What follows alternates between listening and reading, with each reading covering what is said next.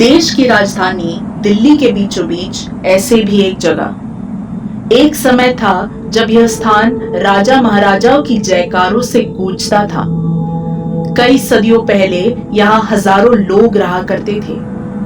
एक समय था जब यह स्थान दिल्ली की राजधानी हुआ करती थी। एक दौर था जब यहाँ पर एक विशाल राजमहल हुआ करता था। कई सदियों पहले इन खंडरों के स्थान पर एक विशाल और सुंदर राजमहल हुआ करता था। आज वह प्राचीन ऐतिहासिक शहर भारत की इतिहास के पन्नों में दफन हो चुका है और पूरी तरह से खंडर हो चुकी है। यह जगह भारत के इतिहास का एक महत्वपूर्ण अध्याय रहा है। दोस्तों, मैं बात कर रही हूँ राजधानी दिल्ली के फिरोज शाह कोटला किले की। फिरोज शाह कोटला प्राचीन दिल्ली का एक ऐसा शहर था जो इतिहास की हर उथल पुथल का गवाह रहा है। ये किला कई सारी ऐतिहासिक घटनाओं का गवाह है। इस किले ने अपने अंदर हजारों रहस्य छुपाए हुए हैं जिनके बारे में शायद कभी कोई नहीं जान पाएगा। फिरोज शाह कोटला कभी दिल्ली के ऐतिहासिक शहरों में से एक था। इसे 14वीं शताब्दी के मध्य में शासक फिरोज शाह तुगलक द्वारा यमुना नदी के किनारे बसाया गया था। वह केवल एक किले का निर्माण नहीं कर रहे थे, बल्कि यमुना के तट पर फिरोजाबाद नामक एक नया शहर भी बना रहे थे। वर्तमान समय में इस वीरान स्थान पर खंडरों के अलावा कुछ नहीं बचा है। इतिहासकारों का मानना है कि इस फिरोज शाह कोटला में कई महल भी स्थित हुआ करता था, जिनके अब अवशेष ही देखने को मिलते हैं। समय के साथ यह शहर वीरान हो गया। आज के समय में यहाँ पर ऊंची इमारतें जैसे कि एक मस्जिद, अशोक स्तंभ और एक गोलाकार बावली देखने को मिलती है। फिरोज शाह कोटला नई दिल्ली और पुरानी दिल्ली के बीच बहादुर शाह जफर मार्ग के पास स्थित है। ये कहानी 14वीं शताब्दी के मध्यकाल की है। दिल्ली में सन 1321 से 1414 तक तुगलक वंश का शासन रहा।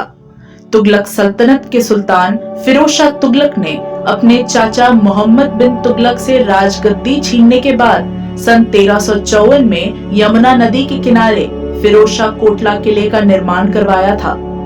जैसा कि इतिहास से पता चलता है कि फिरोज शाह कोटला किले का निर्माण तब हुआ जब मुगलों ने पानी की कमी के कारण अपनी राजधानी तुगलकाबाद से फिरोजाबाद शिफ्ट करने का फैसला किया था। पानी की कमी को हल करने के लिए किले का निर्माण यमुना नदी के पास किया गया था। किले के अंदर सुंदर उद्यानों, महलों, मस्जिदों और मदरसों का निर्माण किया गया था। जैसे जैसे समय बीतता गया, 14वीं शताब्दी के अंत तक यह शहर वीरान हो गया था। फिरोज शाह कोटला तब से महत्वपूर्ण ऐतिहासिक घटनाओं का साक्षी बनकर रहा है, जिसने मुगलों का पतन से लेकर इतिहास की सियासी उथल पुथल को बखूबी देखा है। जो किला कभी फिरोज शाह तुगलक की आंखों का तारा हुआ करता था, आज वह खंडर में तब्दील हो चुका है। कहते हैं कि इस टूटी फूटी किले के अंदर एक जमाने में बहुत क्रूर सजा दी जाती थी उन लोगों को जो लोग राजा से बगावत करते थे। यह किला सदियों से यहाँ घटे कई खौफनाक रहस्यों को अपने अंदर समेटे हुआ है। ऐसा लोगों का विश्वास है कि इस किले में इतिहास के अलावा और भी बहुत कुछ मौजूद है। कहते हैं कि इस किले में बसते हैं दूसरी दुनिया के लोग। कहते हैं फिरोज शाह कोटला के खंडरों में बसती है जिन्नों की रहस्यमय दुनिया। यहाँ पूरी होती है हर मुराद। आसपास रहने वाले लोगों के साथ कुछ ऐसी घटनाएं हुई जिसे जिन्नों से जोड़कर देखा गया और फिर अंधविश्वास जंगल में आग की तरह फैल गई। आगे बढ़ने से पहले मैं आपको बता दूं कि जो बातें मैं आपको बताने जा रही हूं, उनका उद्देश्य किसी भी तरह से अंधविश्वास को बढ़ावा देना नहीं है, बल्कि इस स्थान के बारे में लोगों की आस्थाओं और मान्यताओं को आपके सामने रखना ही केवल एकमात्र उद्देश्य है। आप मानो या ना मानो, हर गुरुवार की रात को इस जगह पर सैकड़ों लोग आते हैं। लोगों का मानना है कि इस जगह पर आज भी जिन बसते हैं और उनकी इच्छाओं को पूरा करते हैं। लोगों का कहना है कि यहाँ पर जाकर जिन्नों से अपने मन्नत मांगने से जिन उन्हें पूरा करते हैं। इस किले में अक्सर गुरुवार के दिन काफी ज्यादा भीड़ देखी जाती है।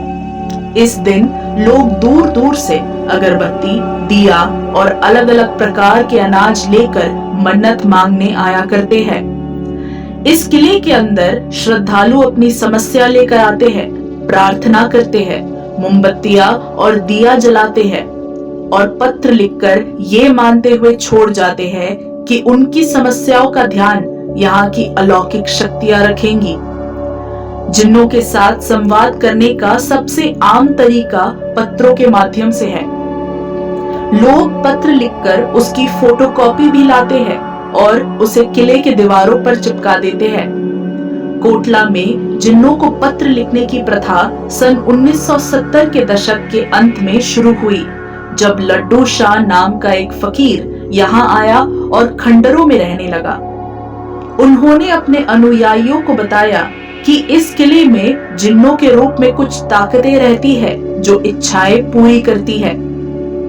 यह सुनकर लोग यहाँ पत्र, मोमबत्तियां, चादर, चावल और ऐसे चीजें लेकर फिरोज शाह कोटला आने लगे हैं। समय के साथ साथ स्थानीय लोग में यह बात फैलनी शुरू हो गई कि किले में जिन रहते हैं और उससे जो भी मांगो वह पूरा करते हैं।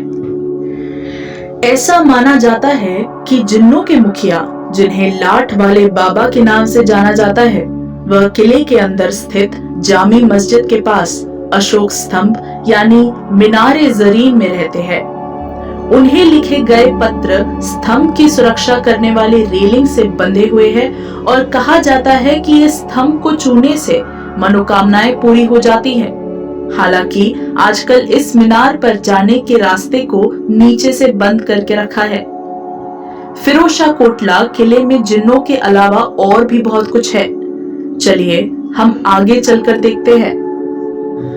आप जो देख रहे हैं वह फिरोज शाह कोटला किले की जामी मस्जिद है। कहते हैं जामी मस्जिद अपने निर्माण के समय में भारत की सबसे बड़ी मस्जिद हुआ करती थी। इस मस्जिद में आज भी बहुत लोग नमाज पढ़ने आते हैं। मस्जिद के अंदर एक बड़ा आंगन देखा जा सकता है। आज यह सब कुछ खंडर में तब्दील हो चुका है। कहा जाता है कि दिल्ली पर हमले के दौरान मंगोल शासक तैमूर ने यहाँ पर नमाज अदा की थी। ये वही मस्जिद है जहाँ वर्ष 1759 में मुगल बादशाह आलमगीर की हत्या उनकी वजीर इमाद उल मुल्क ने की थी। उस समय की इसकी गरिमा और खूबसूरती का अंदाजा इसी बात से लगाया जा सकता है कि आक्रमणकारी तैमूर इस मस्जिद के डिजाइन से इतना प्रभावित हुए कि उन्होंने यहाँ से कारीगरों को अपने साथ समरखंड ले गए, जहाँ बिल्कुल उसी डिजाइन का एक मस्जिद का निर्माण किया।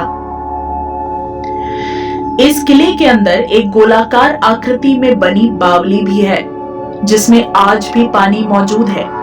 ये तालाब गर्मी के दिनों में उपयोग के लिए पानी जमा करने के लिए बनाया गया है। यह गोलाकार बावली अशोक स्तंभ के उत्तर पश्चिमी तरफ है। यह एक बड़े बगीचे के मध्य में स्थित है। इसके पूर्वी हिस्से में एक बड़ी भूमिगत नहर बनाई गई है, जिसके माध्यम से पानी कुएं में बहता है। किले की एक दिलचस्प विशेषता यह है कि इसमें 3री शताब्दी ईसा पूर्व का एक अशोक स्तंभ है।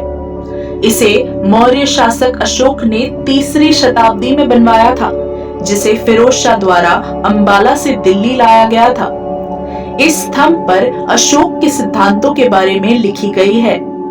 अशोक स्तंभ को दिल्ली लाने के बाद फिरोज शाह ने यह सुनिश्चित किया कि 27 टन वजनी 13 मीटर ऊंची अशोक स्तंभ को उनके किले में गौरवपूर्ण स्थान मिले।